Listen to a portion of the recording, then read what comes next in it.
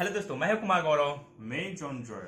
तो आज हम आपके लिए लेके आए हैं एक नया video reaction 10 surprising fact about Tejas. तो तेजस के बारे में हम रिएक्शन देने वाले हैं 10 सरप्राइजिंग फैक्ट के बारे में। तो इससे पहले हम लोग शुरू करें लाइक करो, सब्सक्राइब करो, शेयर करो, कमेंट करो। और चलिए शुरू करते हैं और देखते हैं 10 surprising fact. In this episode of FTD Facts, I'm taking a look at the phenomenal multi-role fighter jet known as the HAL Tejas. My name is Leroy Kenton, and leave a like on this video if you're proud of the nation that you come from. Like really, I want to see like a lot of likes on this video. So the HAL Tejas has made the nation of India very proud when it was inducted into service. So let's jump right into the facts and let's take a look and see what this aircraft is all about. The Tejas is a single-seat, single-jet, multi-role, lightweight, supersonic fighter jet. The power plant used in the Tejas is General Electric F404GE F2J3 turbofan engines with afterburn. Of course, that provides an increase in the thrust for the aircraft, which is pretty important, especially when you are dealing with fighter aircraft combat. The Tejas can hit a top speed of Mach 1.8, which is 2,205 kilometers per hour, and it can fly at a maximum altitude at 15,200 meters. The range of the Tejas is 3,000 kilometers, and the aircraft weighs approximately 5,450 kilograms. Now, depending on the variant, it'll cost you anywhere between $23 million and $40 million to produce one of these jets. But those dollars are really put to good use when it comes to its stealth technology.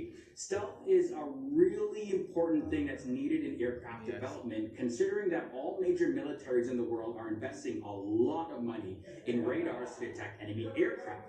The idea is to keep the radar cross-section, or the RCS, as low as possible. And RCS, if you don't know, is a measure of how detectable something is by radar.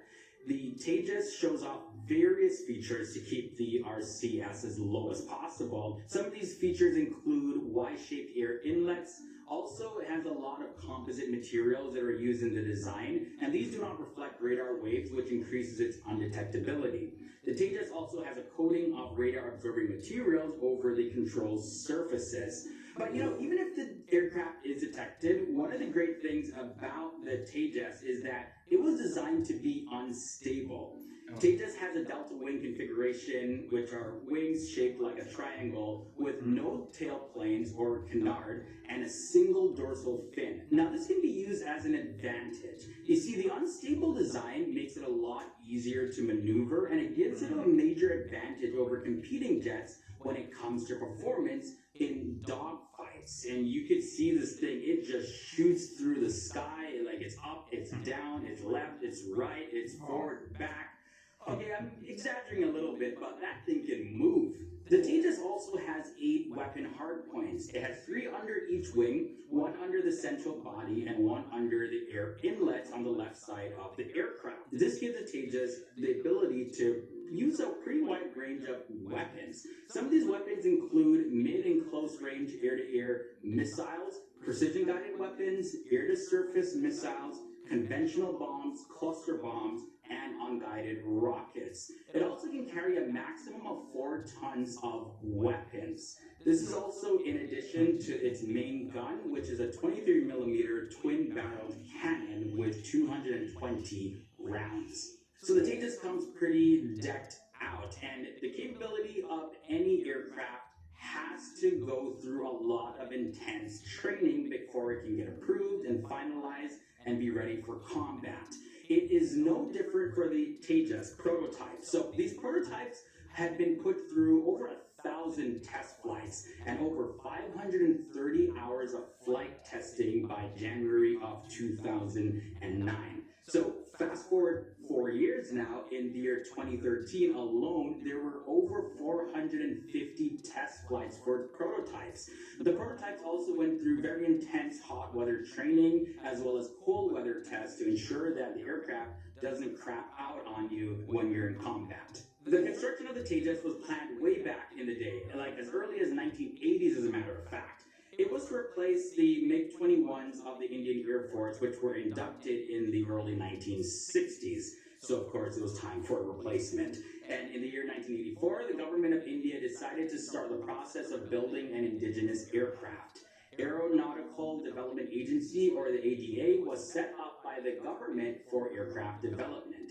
Tejas is India's first indigenous aircraft designed by the ADA and produced by the Hindustan Aeronautical Limited, or HAL, or some people just say HAL. The Tejas was the second supersonic fighter developed by HAL.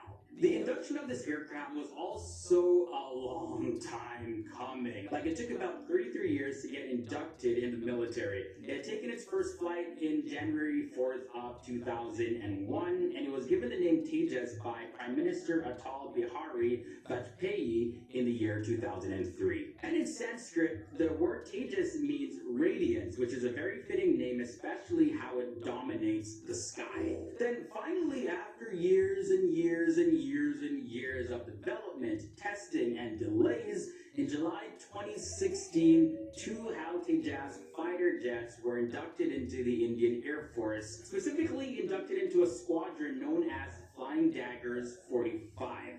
And the last thing I want to share with you is that in 2016, the Tejas participated in its first foreign show at the Bahrain International Air Show, and there was some big drama caused because it was compared to the JF-17 Thunder, which is Pakistan's fighter jet that's produced by Pakistan with the help of China. So it's a big debate, like, which aircraft is better? Like, it's still going on. Anyway, that's another topic for another video. For more videos about the military of India and other nations, you gotta click the video right here to keep on learning. We post videos. Okay so दोस्तों, ये था हमारा 10 surprise